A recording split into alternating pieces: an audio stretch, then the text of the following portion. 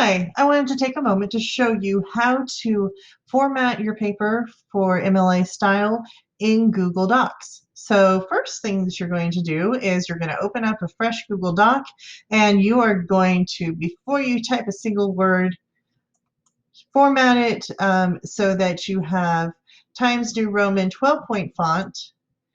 You should have it already defaulted to 1-inch margins, but just in case you need to check or it looks a little funky, go ahead and just click on File. Sorry, let me do that a little bit slower. File, Page Setup.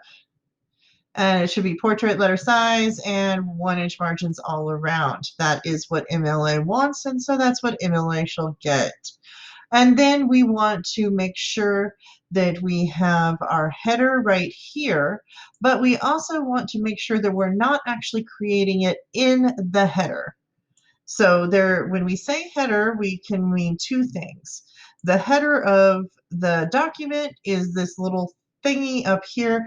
Anything we put in this header is going to be on all pages. We do not want that for this header. When we talk about a header in MLA, we are often referring to this bit of information, these 4 lines here, and we're just going to create that in the paper so it only appears on the first page. So the first thing we're going to do is we're going to go ahead and create that. And you just want that to be just in the regular page, so you don't need to do anything other than start typing. But before you do, let's also make sure that the rest of our paper is set up correctly. You want to leave it here on left align. Do not use this justify thing. Some students want to do that because then it aligns nice and sharp on this side, which looks kind of nice from a distance, but when you look at it up close, it does funky things to the spacing of these letters, and we do not want that. So leave it on left align. Do not be tempted by the justify. Before you get started, you want to make sure that your line spacing is double. You do not want to click on these add space before or after paragraphs because MLA does not want extra spaces before or after your paragraphs. So if you do not remember to have your document double spaced before you begin, you can always go ahead, or if you forget to arrange your font correctly, you can always go ahead and click Control A. It will highlight everything except for whatever is in the header, which right now is our page number. And then you can make those changes such as double spacing and changing up the font and all that, and it will apply to the whole page. So now that we have 12 Times New Roman, 12-point font, left aligned and double spaced, we can begin. So we're going to go ahead and put your header right here in the body of the page right at the top. Your first name first, your last name last, your teacher or professor's name here, the class you're in here. So for me, that would be English 10H for my English 10 honors classes, and then dash for dash and then a number for whatever period you're in. If you're my English 101 class, you can just write English 101. You can put a -6 if you want, but I only have one period of English 101 this year. But whatever your teacher wants you to call your class is what you should put right there. When you're in college, generally what you need to put there is the class code, which will be in the catalog, as well as the section number. This is the way you write your date, with the first you have the day expressed as a 2-digit day. So if it's the 1st of December, I'd write 01. Spell out the entire month, put all 4 digits of the year. Next, we want to align, or rather, we want to put in our title, and we want that to be centered. So you can either click on center before you start typing. Oops, that centered that. We don't want that. You can either click on center when you before you start typing, and that will center it, or you can type it and then you can highlight it and click on center and it will center it. Okay, before we forget, we might as well go up here and add our page number. The way we're going to do that is we're going to come up here to insert. We're going to go to page numbers. And then we have, you'll see 4 options here. Then we also see more options. We do not want to go to those more options. because the first option is the correct option. It is the page number in the upper upper right hand corner, and without a cover sheet. This one represents a cover sheet before it starts with page number 1 after that cover sheet. In MLA, we traditionally do not have a cover sheet, so we're going to go ahead and choose this first option.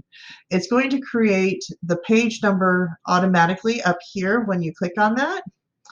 And then it's going to only create that page number. You need to come in here and put in, like, you just get a click in front of the number, and then you're going to put in your last name. Now, when you click in front of the number and you put in your last name, you're going to have to kind of mess a little bit with the spacing.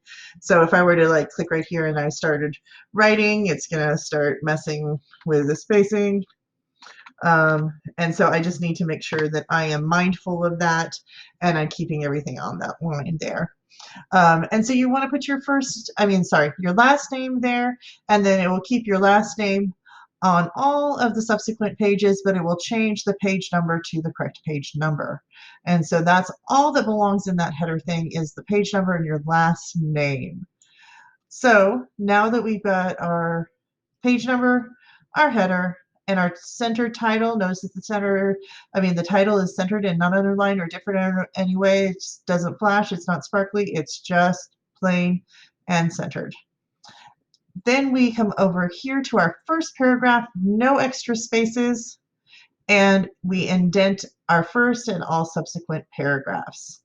Notice down here, I've got some information about the MLA formatting within this demo page, including some links to the Modern Language Association, which is what we're using, and some links to APA, which is another style, as well as University of Chicago Press, which is another style.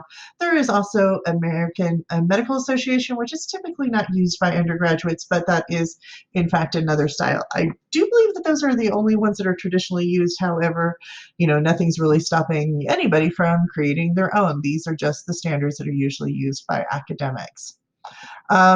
So here are some elements of the MLA format: 1-inch margin, all size, blah, blah, blah, blah, blah, blah, blah, all these things that you already know.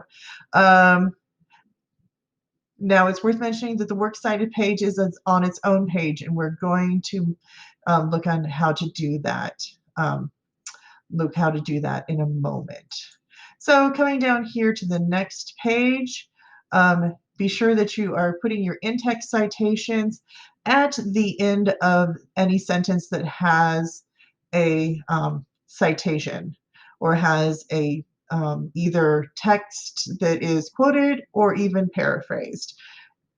So if our text is paraphrased, of course, that's not going to necessarily affect where we put the text, but we still need to cite it so that we're giving credit where credit is due. Now, if we are using a quote, we will put it in quotes, and then no matter where in the sentence our quote is, we're going to put our parenthetical citation right here at the end of the sentence so that it does not interrupt the flow of the text for the reader. That is for MLA. APA does it a little bit different, mostly because they will use research a lot more in APA because it's usually the sciences, and so they want to have the citations right next to any quotes. Okay, so, and then when I get to my last sentence, I'm going to come down here, I'm going to go to the next line, and then notice here I already have my works cited page on the next page. And the way that I made that happen was I came over here to insert and then break. And when I click on page break, it automatically puts whatever I put next on the top of the next page. Now I want to use page break rather than hitting enter a bunch of times, because if I hit enter a bunch of times, then if I go back and I add or delete from my main part of my text, then my works cited is going to go up and down, and I do not want that. I want it to stay at the top of the first page after my essay. So hitting insert and page break is going to accomplish that. So notice down here in my works cited page, my works cited is it's just centered, just like the title. It's not underlined, it's not bolded, it's not fancy. And then I have my citations here. Now, this is called a hanging indent. So it's like an opposite paragraph. And the way that I make that happen, now sometimes if you use a citation engine or if you use one of these tools, there are various tools that can help you with I have mixed feelings about like some of the tools and add-ons that assist with MLA formatting and assist with citations. They can be useful. I just like Citation Machine better because it's more reliable. And sometimes, depending on how you export those citations, you might not get the right formatting. So if you need to change the formatting, here's how you do it. You take the entirety of the citation and only the entirety of the citation. You don't want to like combine two citations. And then you come up here to format, and then you go to align, you scroll down to indentation options, and then you should see where it says here special indent. So here we already have a hanging, but if I were to have no indentation, then there would be none. If I had a first line indentation, that would be just like a regular paragraph, and then that hanging indentation should be set with a 1/2 inch margin, and then there was already there, but if it weren't there, that would have created it. And then you do that for all of your citations, and then that is the way that it signals to your reader that, hey, this is one citation, this is another citation. This looks like it might be two because, like, look here, we have a whole bunch of space, but that's because we needed the stable URL here. The stable URL is the URL that is stable, it's supposed to not change over time, and it helps our reader to be able to locate your source again. So hopefully that was useful, and hopefully you now know more or less everything that you should need to know to create your basic MLA formatted paper. Of course, as always, feel free to let me know if you have any questions or if I can assist you in any way in creating your perfectly formatted MLA paper.